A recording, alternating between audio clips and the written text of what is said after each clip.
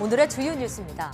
광주 인디오교회 집단 감염 등의 영향으로 국내 코로나19 신규 확진자가 이틀째 400명대를 기록했습니다. 정부는 다음 달부터 적용할 거리두기 조정안을 일요일에 발표할 예정입니다. 정부가 백신 접종 계획을 발표한 가운데 독일 정부가 아스트라제네카 백신을 65세 미만에게만 접종할 것을 권고했습니다. 고령층 임상 데이터가 부족하다는 이유인데 국내 접종 계획에 영향을 미칠지 주목됩니다. 미국 노바백스의 코로나19 백신이 임상시험에서 89%의 예방 효과를, 영국발 변이 바이러스에는 85%의 효과를 보였습니다. 화이자 백신은 이스라엘의 실제 접종에서 92%의 예방 효과를 나타냈습니다. 백신 부족 사태로 어려움을 겪는 유럽연합은 회원국이 생산한 백신의 수출을 차단하는 시스템을 도입하는 것을 계획하고 있습니다. 세계보건기구 WHO는 상황이 호전될 때까지 기다릴 것을 호소했습니다. 매일 밤에 보는 달은 오랫동안 미지의 대상이었습니다. 하지만 과학기술의 발달로 달의 뒷면 등 그동안 몰랐던 비밀이 속속 밝혀지고 있는데요. 오늘 궁금한 S에서는 달이 지구에 미치는 과학적인 영향에 대해 알아봅니다.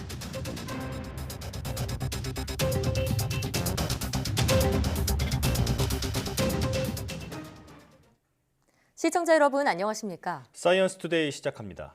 정세균 국무총리가 공정성과 투명성이라는 두 가지 원칙을 가지고 코로나19 백신 접종을 진행하겠다며 예방접종에 적극적으로 참여해달라고 요청했습니다. 정 총리는 제7차 코로나19 백신 치료제 상황점검회의를 주재하고 코로나19 종식을 위한 진정한 게임 체인저는 백신이 아닌 백신 접종에 참여할 국민 여러분이라며 이같이 말했습니다. 그러면서 어떤 차별도 없이 철저하게 과학적 근거를 바탕으로 접종의 우선순위와 시기, 백신 종류를 정하고 국민이 백신에 필요한 정보를 얻기 위한 소통 채널도 세심하게 구축하겠다고 덧붙였습니다.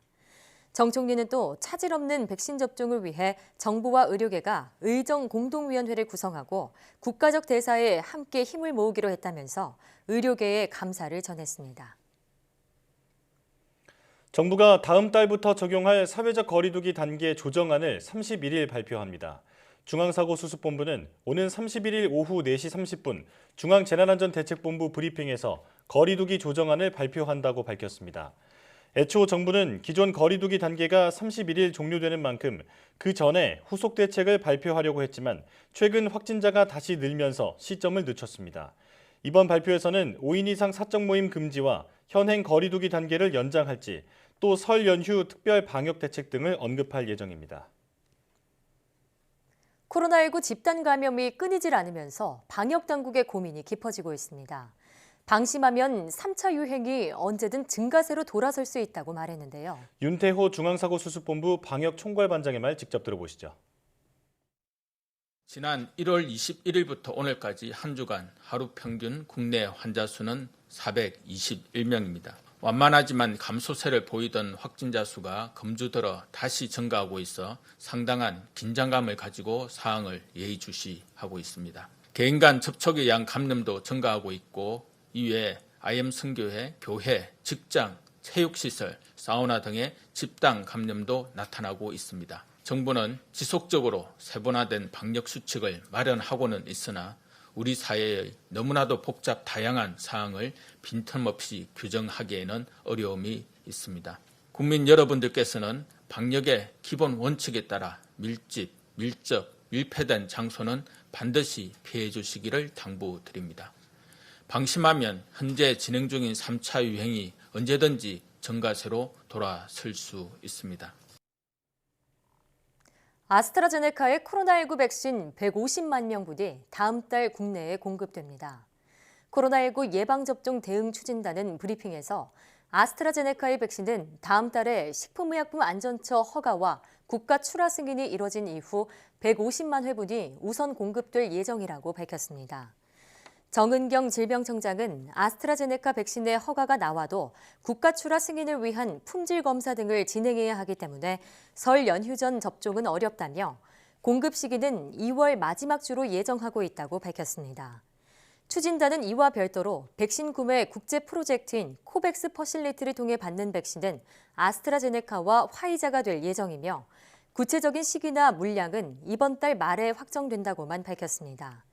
이에 따라 아스트라제네카 백신과 코백스를 통해 들여올 백신 가운데 어느 쪽이 접종 현장에서 처음 사용될지는 아직 확정되지 않은 상황입니다. 식품의약품안전처는 통상 2-3개월 걸리는 국가 출하 승인을 코로나19 백신의 경우 20일 이내로 단축할 계획이라고 밝혔습니다. 국가 출하 승인은 품목 허가 이후 품질을 재차 검증하는 제도로 세균 감염 여부 등을 확인하고 제조사가 허가받은 대로 제조하는지 등을 종합적으로 평가합니다. 식약처는 코로나19 백신은 기존 백신과 달리 바이러스 벡터나 mRNA 등 유전 물질을 사용하는 새로운 제조 공정을 거치기 때문에 더 철저한 국가 출하 승인이 필요하다고 설명했습니다. 이를 위해 검정 시험에 필요한 핵산 추출기와 나노입도 분석기 등 첨단 분석 장비를 긴급 구매하고 RNA 백신 분석 실험실과 냉동 보관 백신을 위한 공사를 완료했습니다. 코로나19 백신 부족 사태가 현실화하자 유럽연합 EU가 회원국 내에서 생산된 백신의 수출을 막을 수 있는 제도를 도입하겠다고 밝혀 논란이 일고 있습니다. 이와 관련해서 WHO는 상황이 호전될 때까지 인내심을 갖고 기다릴 것을 호소했습니다. 박상남 기자의 보도입니다. 유럽연합 EU가 회원국 내에서 생산된 코로나19 백신 수출을 감시하고 제약사가 EU와의 약속을 지키지 않을 경우 수출을 차단할 수 있는 제도를 도입할 계획인 것으로 알려졌습니다. 로이터 통신은 EU 관리들의 말을 인용해 이같이 보도했습니다. EU의 이 같은 움직임은 아스트라제네카와 화이자 등 제약사들이 잇따라 자사 백신의 공급 물량이 당초 예정보다 줄어들거나 배송이 지연될 것이라고 밝힌 가운데 나왔습니다. EU 집행위원회는 조만간 이번 조치의 세부 내용을 밝힐 것으로 알려졌습니다. 새 제도에서는 EU 여궤로 백신 수출 계획이 있는 제약사는 당국에 관련 계획을 알려야 합니다. 한 EU 관리는 이에 대해 수출 금지는 아니지만 정해진 기준에 따라 거부될 수도 있다고 말했습니다. 로이터는 영국이나 캐나다에 대한 화이자 백신 공급에 영향을 줄 수도 있다는 뜻이라고 전했습니다. 이런 가운데 세계보건기구 WHO는 제약사들이 백신 물량 증산에 총력을 기울이고 있는 만큼 인내심을 갖고 기다려달라고 촉구했습니다. We don't doubt that the manufacturers and the producers are also working 24/7 to bridge the gap, and that I would remain confident that a delay which we're seeing now is going to be made up by extra production in the near future. 유럽의약품청은 현지 시간 29일 아스트라제네카 코로나19 백신에 대한 조건부 판매 승인 여부를 결정할 예정입니다. YTN 박상남입니다. 인도가 세계 각국에 인도산 코로나19 백신을 더 공급하겠다고 밝혔습니다. 나렌드라 모디 인도 총리는 세계 경제 포럼 화상연설에서 지금까지 인도산 백신이 2개가 나왔는데 앞으로 더 많은 코로나19 백신이 나올 것이라며 이같이 말했습니다. 인도는 전 세계 백신의 60% 정도를 생산하고 있습니다. 미국의 제약사 노바백스가 개발한 코로나19 백신이 임상시험에서 89.3%의 효과를 보였다고 노바백스 측이 현지 시각 28일 밝혔습니다. 로이터 등 외신들에 따르면 노바백스는 영국에서 18세에서 84세 사이 15,000여 명을 대상으로 진행한 3상 임상시험에서 89.3%의 예방 효과를 보였다며 예비조사 결과를 전했습니다.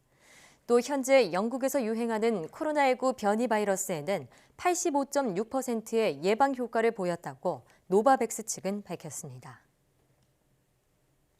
화이자와 바이오엔테크가 개발한 코로나19 백신이 이스라엘의 실제 접종에서 92%에 달하는 예방 효과를 발휘했다는 연구 결과가 나왔다고 일간 타임스 오브 이스라엘이 보도했습니다. 이스라엘의 2대 의료관리기구인 마카비는 1차와 2차 접종을 마친 16만 3천 명의 회원 중 일주일 후 코로나19에 감염된 인원은 31명으로 확인됐다고 밝혔습니다. 마카비가 비교군으로 설정한 같은 수의 비접종자 중에서는 6,437명이 감염됐습니다. 두 그룹에서 나온 감염자 수를 비교해 백신 접종 시 발병률이 낮아지는 정도를 산출한 효과는 92%로 나왔다고 마카비는 설명했습니다. 이는 애초 화이자 측이 임상시험을 통해 제시했던 95%의 예방 효과보다는 낮지만 이에 상당히 근접한 것으로 매우 긍정적인 신호라고 신문은 전했습니다. 고령층 예방 효과에 대한 데이터가 부족한 아스트라제네카 백신에 대해 독일 당국이 65세 미만에게만 접종할 것을 권고했습니다. 독일 보건장관은 백신 부족 사태가 최소 4월까지 이어질 것으로 전망했습니다. 김태현 기자의 보도입니다.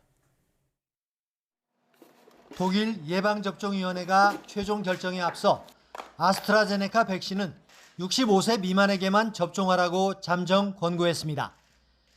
고령층에 대한 임상시험 데이터가 부족해 예방 효과를 정확히 알 수 없기 때문입니다. Gleichwohl wissen wir ja schon seit Herbst, die Debatte gibt es ja schon seit einigen Monaten, dass bei AstraZeneca es weniger Daten, geht nicht um schlechte Daten, sondern um weniger Daten aus den Studien für die älteren Altersgruppen gibt. 유럽의약품청 역시 아스트라제네카 백신에 대해 똑같은 권고를 할 수 있다는 전망도 나왔습니다. 최근 일부 독일 언론은 이 백신의 고령층 예방 효과가 8%밖에 안 된다고 보도했습니다. 옌스 슈판 독일 보건장관은 코로나 백신 부족 사태가 최소 10주는 계속될 것이라고 말했습니다. 적어도 4월까지는 백신 부족이 이어지면서 올 여름까지 모든 독일 국민에게 접종하겠다는 계획은 수정될 것으로 보입니다. 슈판 장관은 연방정부 주지사 회의를 열어 백신 확보 방안과 접종 계획, 목표 등을 논의하자고 제안했습니다. 앙겔라 메르켈 총리는 다음 달 1일 백신 접종 관련 주지사 회의를 소집했고 백신 제조사들도 참석하기로 했습니다. 독일에서는 28일 하루 17,000여 명의 코로나 신규 확진자가 나왔고 900여 명이 숨졌습니다. 최근 일주일간 10만 명당 신규 확진자는 98명으로 3개월 만에 두 자릿수가 됐습니다.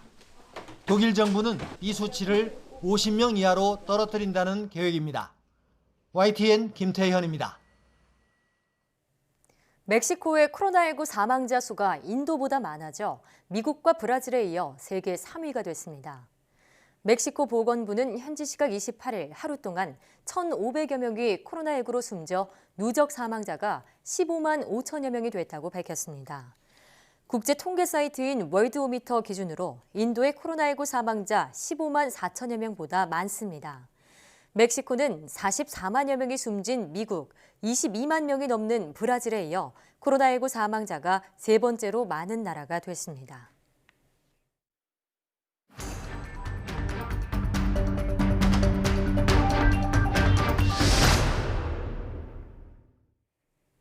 코로나19 신규 환자가 이틀 연속 400명대를 기록했습니다. 정부의 거리 두기 단계 조정을 앞두고 확진자 수가 좀처럼 잡히지 않고 있는데요. 자세한 상황 전문가와 함께 이야기 나눠보겠습니다. 고려대학교 약학대학 김정기 교수 전화로 연결돼 있습니다. 교수님 나와 계십니까? 네, 안녕하세요. 네. 선교단체와 비인가 시설 집단 감염으로 확산 우려가 큰 가운데 지난 수요일 500명대로 잠시 올라섰다가 지난 이틀은 소폭 감소하면서 400명대를 기록했습니다. 현재 상황 진단부터 해주시죠. 현 상황은 여러 번 말씀드린 것처럼 과거 3차 유행 정점 시기에 비하면 크게 감소한 것은 맞습니다. 근데 최근에 일부 집단 감염이 발생을 하면서 그럼에도 불구하고 오르락내리락 반복을 하고 있는데 한 300~400명 정도대의 신규 확진자 규모는 여전히 유지를 하고 있거든요. 예. 그러니까 과거 1, 2차 유행과 비교를 해보니 여전히 위험도는 상당히 높다 이렇게 판단을 하고 있습니다. 이번 IM 선교회발 집단 감염처럼 여전히 예상치 못한 어떤 변수들, 그러니까 집단 감염들이 계속 발생을 하고 있고요. 그리고 1, 2차 대비해서는 전국화 경향도 상당히 보인다. 그렇기 때문에 지금 상황은 굉장히 아직도 위험한 상황이다. 이렇게는 보고 있습니다. 예. 그러니까 만일 지금 상황에서 성급하게 지나친 방역 조치를 완화를 하게 되면 지금의 안정세가 다시 증가세로 변할 가능성도 상당히 높다. 이렇게는 보고 있습니다. 네. 그러니까 한마디로 여전히 위험한 상황이라는 건데 일부 전문가들은 곳곳에 4차 유행의 불씨가 될 만한 요소들이 있다고 경고합니다. 교수님께서는 4차 유행 가능성을 어느 정도로 보고 계신가요? 말씀하신 것처럼 일부 전문가들이 3, 4월에 4차 유행 가능성을 언급을 하기도 하고 있는데요. 일단 시기를 예측하기에는 다소 어려운 부분은 있습니다만 일단 4차 유행 가능성에 대해서는 일정 부분 저도 동일한 생각을 가지고 있습니다. 예. 이러한 배경에는 일단 앞서도 잠깐 언급드린 것처럼 1, 2차 유행 때도 그렇고 3차 유행 때도 그렇고 보통 확진자 규모에 따라서 방역 단계, 사회적 거리두기 단계를 격상 또는 완화를 하고 있거든요. 예.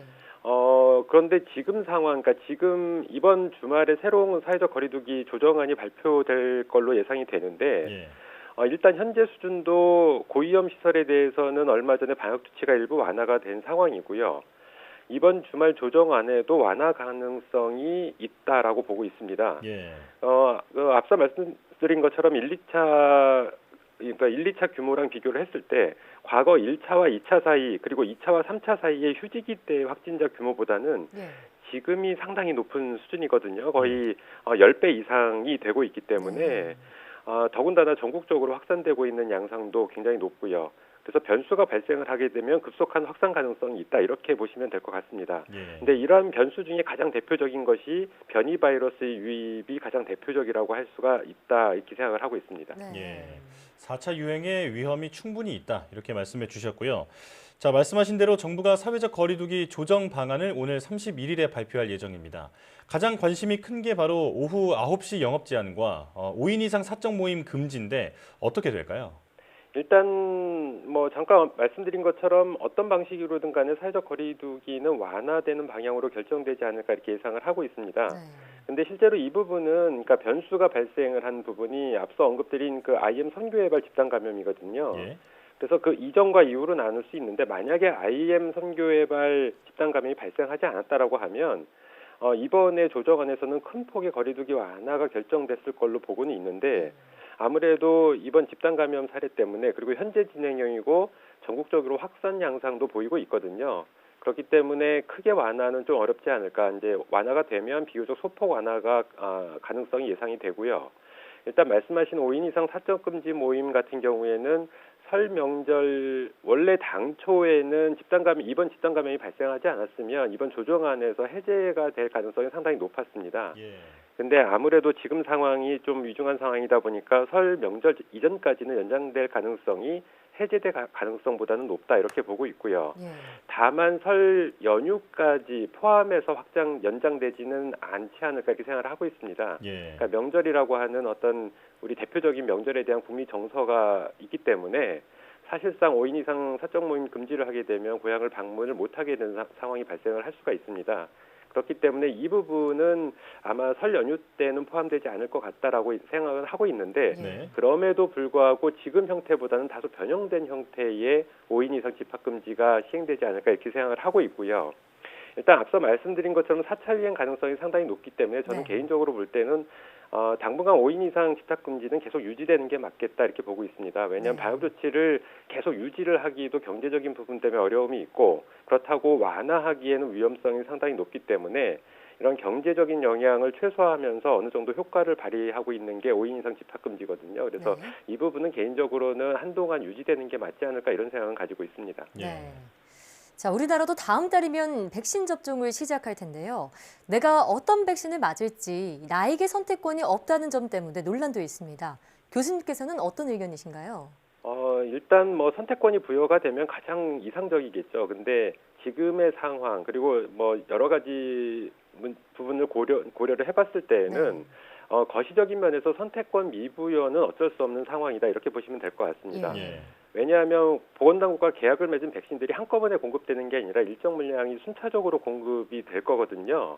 이렇게 되면 여러 종류의 백신들이 동시에 공급이 된다라고 하더라도 아마 2분기경에는 이런 상황이 발생을 할 텐데 접종기관인 접종센터와 민간 위탁 의료기관에 종류와 수량이 제각기 공급이 될 걸로 예상이 됩니다.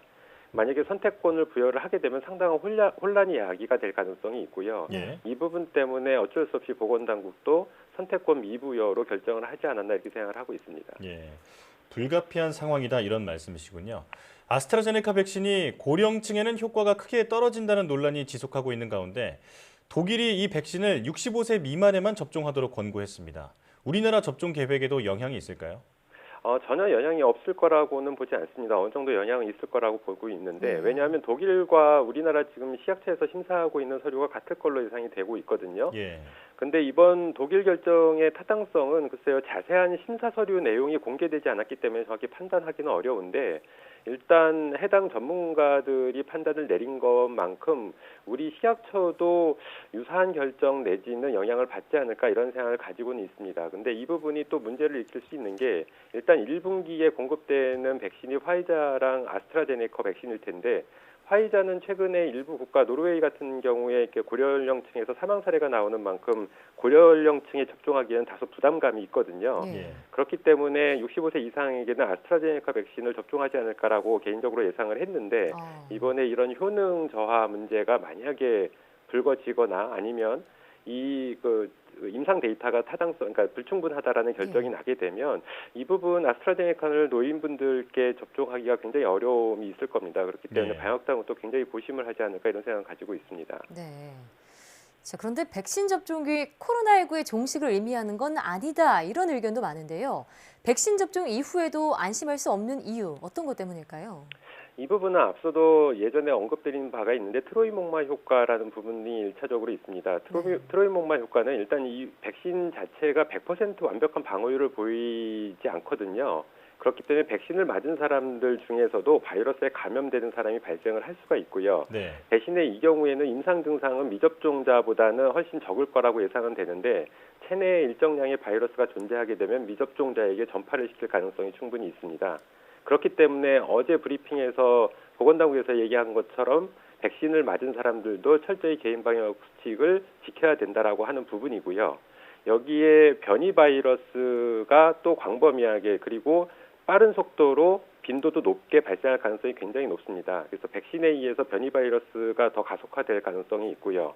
이렇게 되면 일부의 변이 바이러스는 백신의 효과를 현저히 감소시킬 수 있는 가능성이 있습니다. 네. 마지막으로는 항체 지속 기간입니다. 아직까지 이 항체 지속 기간에 대한 정확한 데이터가 안 나와 있기 때문에 이 항체 지속 기간이 짧을 경우에는 앞으로 백신을 맞아도 다시 일정 기간 후에 추가 접종을 맞아야 되는 이런 상황들이 발생할 수 있다. 이렇게 보시면 될 것 같습니다. 예. 자, 오늘도 전문가와 함께 코로나19 상황 살펴봤는데요. 백신 관련 논란이 이어지고 있는 만큼 투명한 정보 공개와 세밀한 접종 계획 수립이 중요하겠습니다. 지금까지 고려대학교 약학대학 김정기 교수와 함께했습니다. 교수님 고맙습니다. 네, 감사합니다.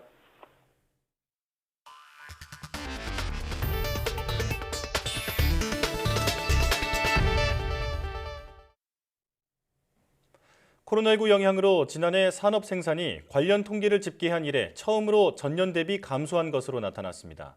통계청이 발표한 2020년 연간 산업활동 동향에 따르면 지난해 전산업 생산은 전년보다 0.8% 감소했습니다. 통계 작성을 시작한 2000년 이후 전산업 생산이 뒷걸음질을 친 것은 이번이 처음입니다. 제조업을 포함한 광공업 생산은 0.4% 증가했으나 서비스업 생산이 2% 줄어든 영향이 컸습니다. 소비 동향을 보여주는 소매 판매액은 0.2% 감소해 2003년 이후 최대 감소폭을 기록했습니다. 설비 투자는 6% 늘었습니다. 통계청은 코로나19 영향으로 대면 서비스업 생산이 크게 감소해 연간 전산업 생산이 감소했다고 설명했습니다. 홍남기 부총리 겸 기획재정부 장관은 지난해 12월 산업 생산이 플러스를 나타낸 것을 두고 코로나19 3차 확산에 따른 내수 영향에도 경제 회복의 모멘텀을 이어간 것은 매우 의미 있는 일이라고 밝혔습니다. 홍 부총리는 페이스북에서 지난해 2월과 8월 두 차례 확산기에는 전 산업 생산이 모두 감소했던 것과 비교하면 위기 속에서 우리 경제의 회복력이 점차 강화된 것으로 평가할 수 있을 것이라고 말했습니다. 또 1월 소비 심리와 기업 심리 모두 부진을 딛고 반등하며 향후 경제 회복에 대한 기대를 높였다고 덧붙였습니다. 소비 심리와 기업 심리 개선 배경으로는 코로나19 3차 확산세 둔화와 최근의 수출 호조를 꼽았습니다. 연말에 발사 예정인 우리나라 최초의 발사체 누리호가 1단 30초 연소 시험에 성공했습니다.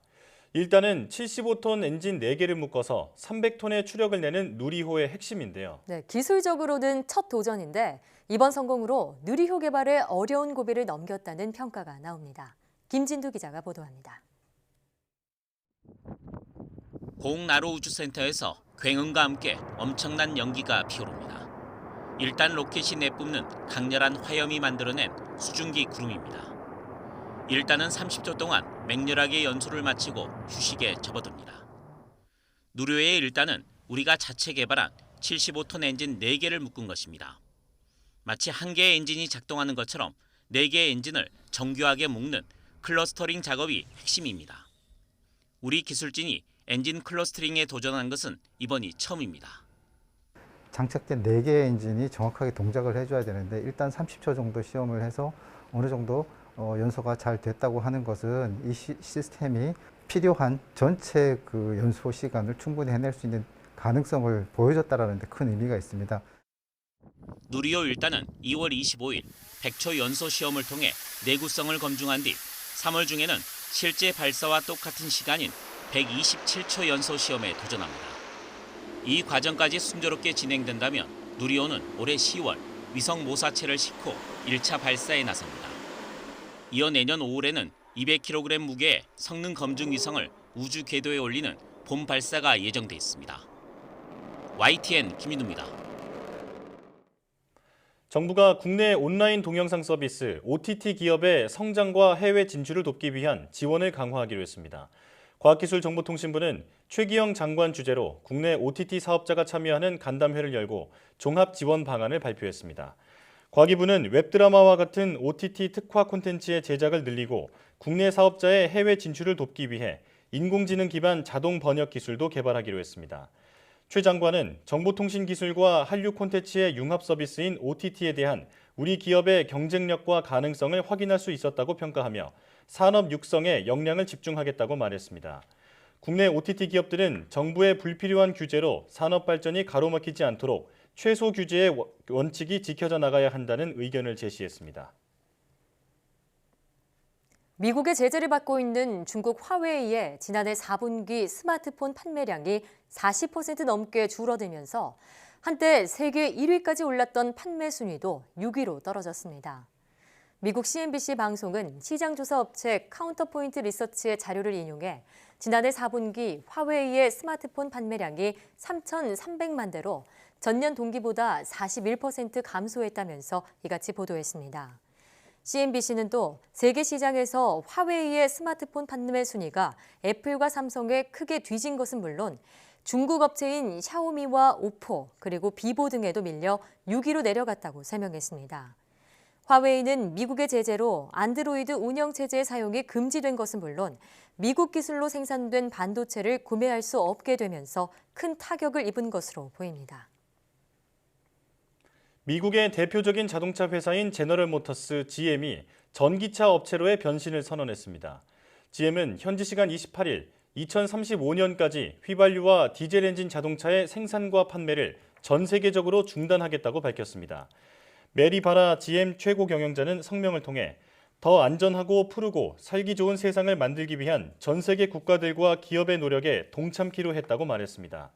현재 매출과 수익의 98%가량을 화석연료 차량 판매에서 거둬들이고 있는 GM은 2035년 이후 상업용 대형 트럭 외에는 전기차만을 생산하게 됩니다.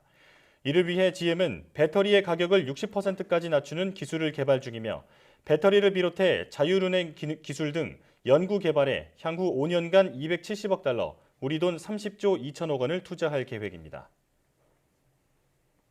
이상기후로 인한 피해가 속출하는 가운데 지난해 특히 태풍과 호우로 인한 피해가 컸던 것으로 나타났습니다. 기상청이 발표한 2020년 이상기후 보고서를 보면 지난해 우리나라는 54일에 달하는 역대 최장 장마에 이어 4개의 태풍이 강타하면서 가장 큰 피해가 발생했습니다.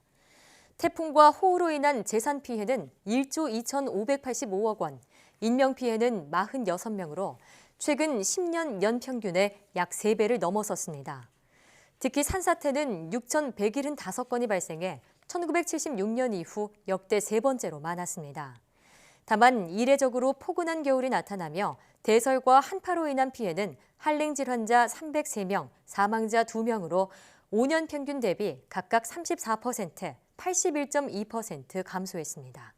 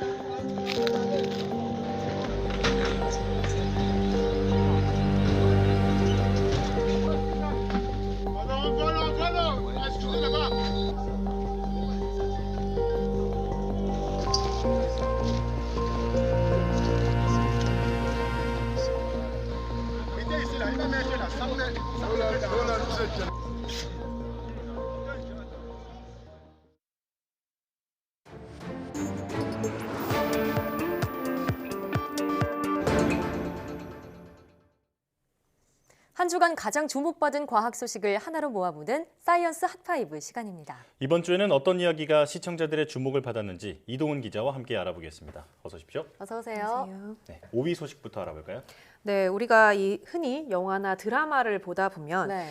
이 화를 내던 사람이 갑자기 심장을 움켜쥐면서 쓰러지는 그런 네. 장면 보신 적 있으시죠? 그렇죠. 이 많이 출생의 비밀이 밝혀지는 순간에 항상 나오는 장면이죠. 네, 진짜 저도 K-드라마에 정말 빠질 수 없는 법칙이라는 생각까지 들어요. 네, 그렇습니다. 그런데 이게 사실은 드라마에서만 일어나는 일은 아니거든요. 네. 이 실제로 갑작스러운 스트레스를 받게 되면 이렇게 이 심장에 무리가 오는 경우가 있습니다. 예. 이렇게 심혈관 질환이 일어나는데 네. 그 원리를 이번에 국내 연구진이 밝혀냈습니다. 예. 연구팀은 3차원 입체 분자 영상을 이용을 해서 감정 반응에 관여하는 대뇌 편도체의 활성도와 또 이 심장마비를 일으키는 동맥경화 염증의 활성도를 분석을 해봤습니다. 네. 그랬더니 이 급성 심근경색 환자의 경우는 중증도가 높을수록 대뇌 감정 활성도가 증가를 했고요. 네. 반대로 이 심근경색이 회복이 될수록 감정 활성도도 낮아지는 것으로 나타났습니다. 뭐 이전에도 이렇게 드라마에서 나오는 것처럼 네. 이 감정과 심장마비에 연관성이 있다 이렇게는 알려졌었는데 예. 이번에 이 연구팀이 입체 분자 영상을 통해서 그 원리를 눈으로 확인했다는 데에 네. 의미가 있다고 이렇게 볼 수 있겠습니다. 네. 그러니까 이 드라마에 나오는 심장 부여잡는 장면이 과학적인 근거가 있는 거였네요. 네. 네. 자, 그런데 스트레스 얘기가 나와서 말인데요. 요즘 코로나19가 계속 길어지다 보니까 스트레스 받는 분들 정말 많은 것 같아요. 네, 맞습니다. 이 코로나 블루라는 말까지 등장을 하면서 네. 이 많은 분들이 정신적인 고통을 호소를 하고 있습니다. 예. 실제로 이 코로나19 사태 이후에 우울증이라든가 불안 장애로 병원을 찾는 사람이 늘어났다는 그런 분석 결과가 나왔습니다. 네. 이 지난해 상반기를 기준으로 이 정신건강의학과 내원일 수를 보면요.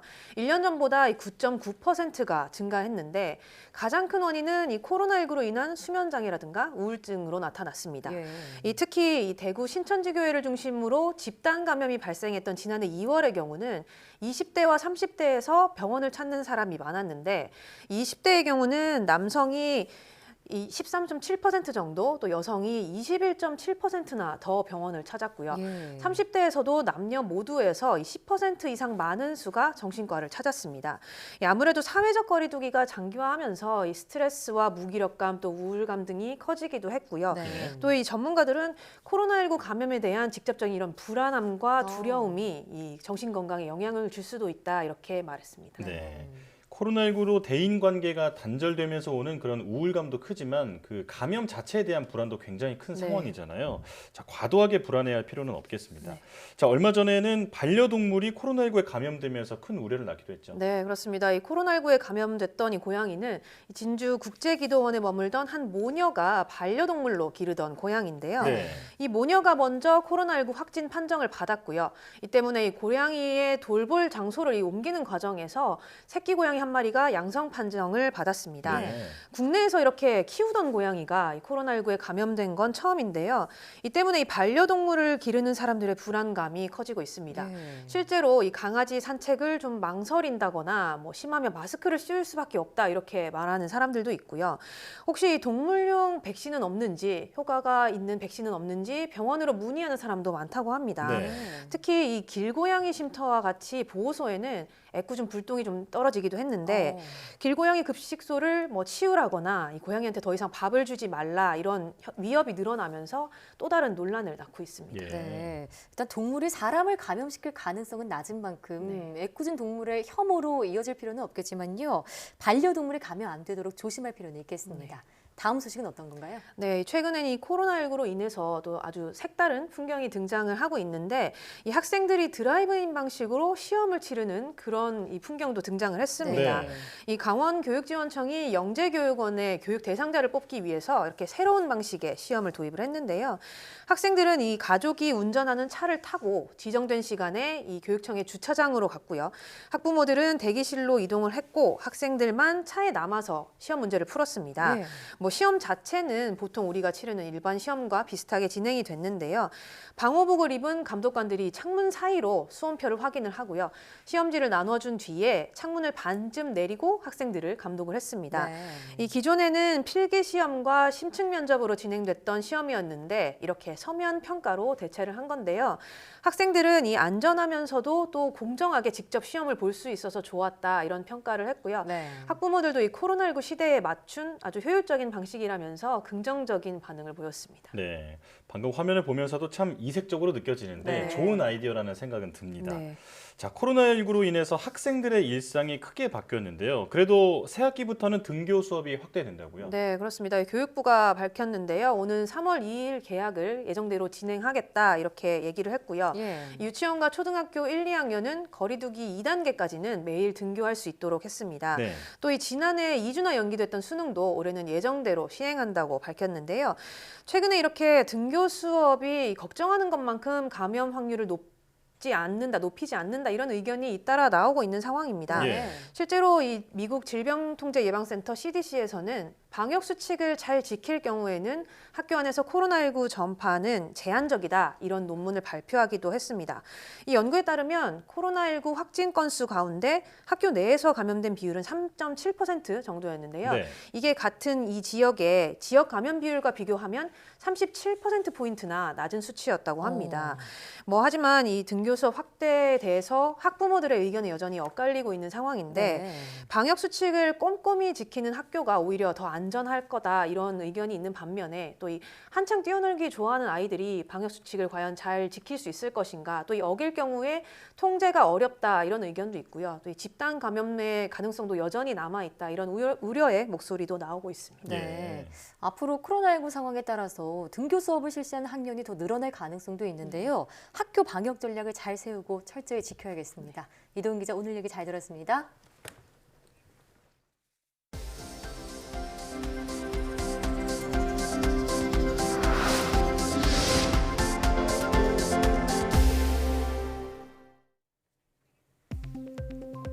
(10억분의 1A) 이하의 미세 전류를 정확하게 측정할 수 있는 장치가 개발됐습니다. 한국표준과학연구원은 전자를 주기적으로 발생시켜 전자의 전하량을 토대로 전류량을 측정하는 단전자 펌프 소자를 개발했다고 밝혔습니다. 연구팀은 기존의 전류 측정 방법은 전압과 저항값을 공식에 대입하는 간접적인 방식으로 정확성이 떨어진다고 설명했습니다. 하지만 이번에 개발된 장치를 이용하면 전자가 1초에 1억 개 흘러갈 때 측정 오류가 40개 정도에 불과해 오차 범위가 매우 낮다고 설명했습니다. 자기장을 이용해 뇌신경을 제어할 수 있는 기술이 개발됐습니다. 기초과학연구원 나노의학연구단은 살아있는 쥐의 뇌에 자기장에 반응할 수 있는 이른바 나노 나침반을 집어넣어 뇌신경을 제어할 수 있는 기술을 개발했다고 밝혔습니다. 연구팀은 나노 나침반을 우뇌 운동신경 부위에 주입한 후 자기장을 가했을 때 쥐의 운동 능력이 최대 5배 향상한 것을 확인했다고 덧붙였습니다. 이어 이번 연구 결과가 살아있는 동물의 뇌신경 제어 가능성을 증명한 것이라며 파킨슨병이나 암과 같은 난치병 치료에도 활용될 수 있을 것으로 기대했습니다. 액상형 전자담배 사용자 10명 가운데 8명은 금연구역에서 흡연한 적이 있는 것으로 나타났습니다. 서울 아산병원 가정의학과 조홍준 교수팀은 20살에서 69살 사이 성인 남녀 7천여 명을 조사한 결과 액상형 전자담배 사용자 가운데 금연구역에서 액상형 전자담배를 흡연했다고 답한 비율이 83%였다고 밝혔습니다. 이들이 액상형 전자담배를 몰래 사용한 장소는 가정의 실내가 46%로 가장 높았고 승용차가 36%, 실외 금연구역이 28% 등으로 뒤를 이었습니다. 연구팀은 액상형 전자담배가 일반 담배보다 덜 유해하다고 볼 수 없다며 액상형 전자담배 또한 금연구역에서 사용하면 안 된다고 말했습니다. 정부가 의료기기와 첨단 재생의료 등 바이오 헬스 10개 분야 연구개발 투자 전략을 확정했습니다. 과학기술정보통신부 과학기술혁신본부는 제9회 바이오 특별위원회를 열고 이 같은 내용의 바이오 헬스 R&D 투자 전략 2를 확정했다고 밝혔습니다. 투자 전략의 기본 방향은 정책과 투자의 연결성 제고, 중장기 R&D 지원 강화, 연구개발 산업화 촉진 등입니다. 이번 투자 전략에는 인공지능 등 첨단 기술과 융합해 신약 개발을 늘리고 차세대 의약품 개발 R&D 투자가 확대되는 내용 등이 담겼습니다. 앞서 과기정통부는 R&D 분류 체계를 기존 7개에서 10개로 재조정하는 바이오헬스 R&D 투자 전략 1을 수립했습니다.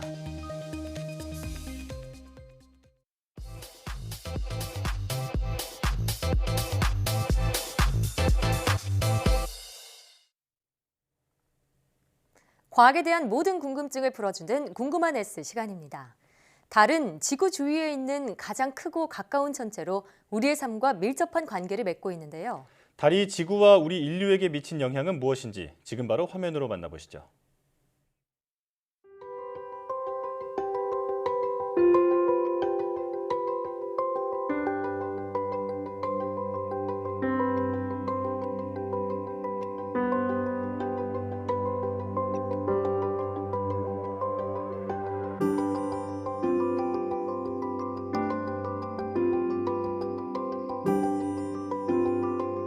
인류에게 달은 밤을 밝혀주는 가장 밝은 빛이자 소중한 사람들의 안녕과 평안을 기도하기도 했던 대상이었죠.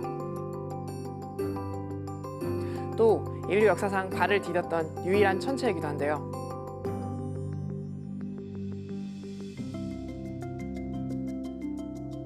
이처럼 달은 인류의 역사와 문화가 연결되어 있을 뿐 아니라 지구에 많은 영향을 주기 때문에 없어서는 안 될 소중한 위성입니다.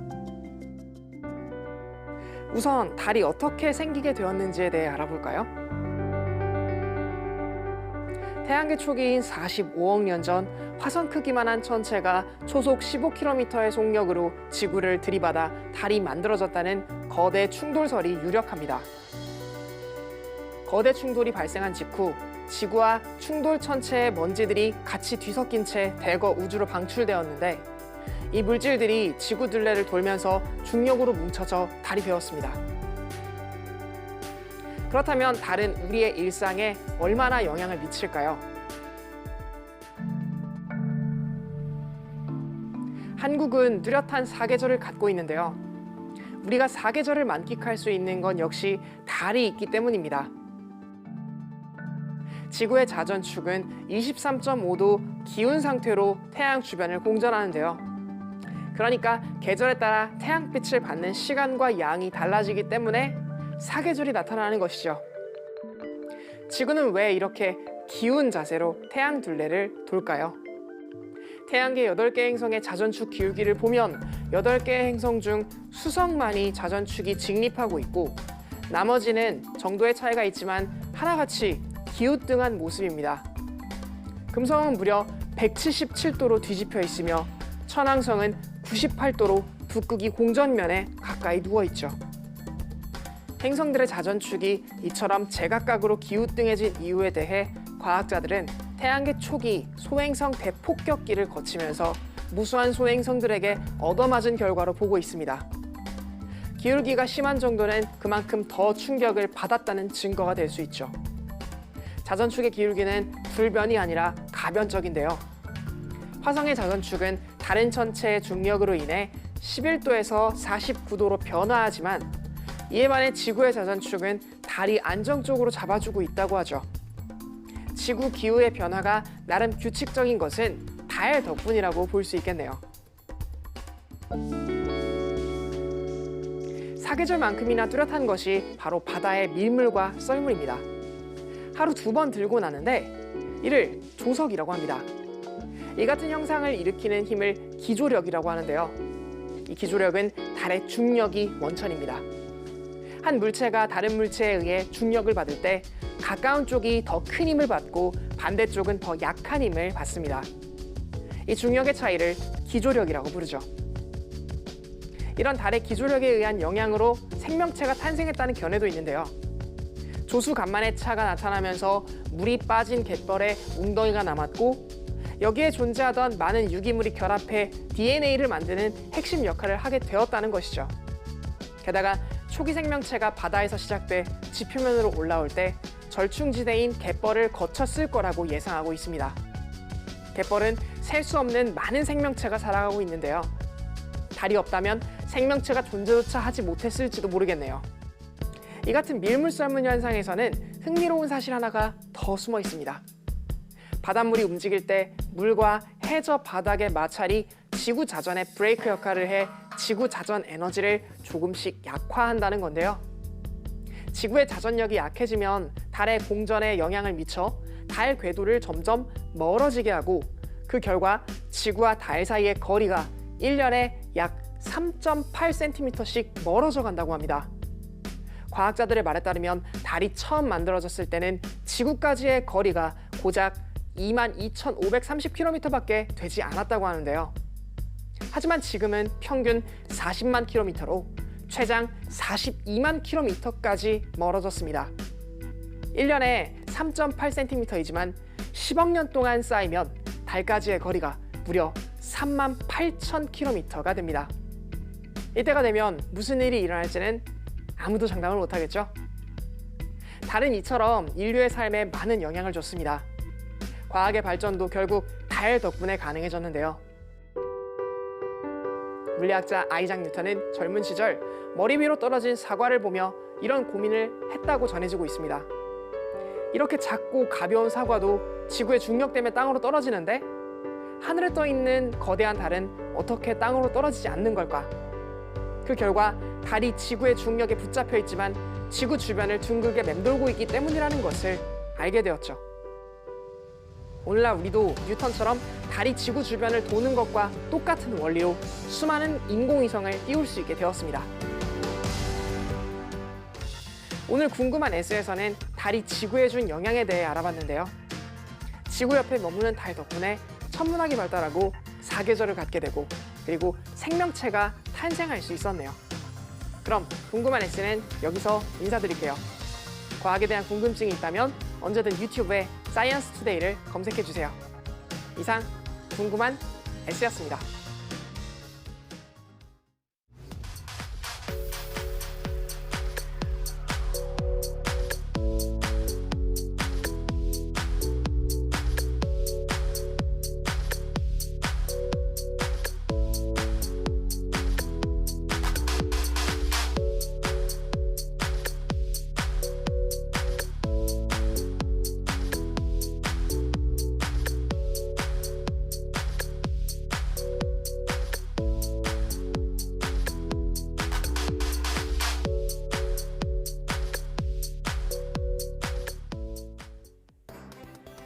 개인 간 접촉에 의한 감염과 다중이용시설 집단 감염이 이어지면서 코로나19가 다시 확산할 우려가 커지고 있습니다.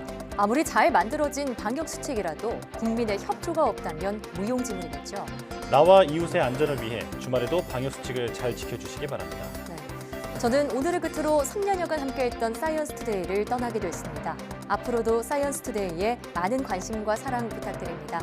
시청해주신 여러분 고맙습니다.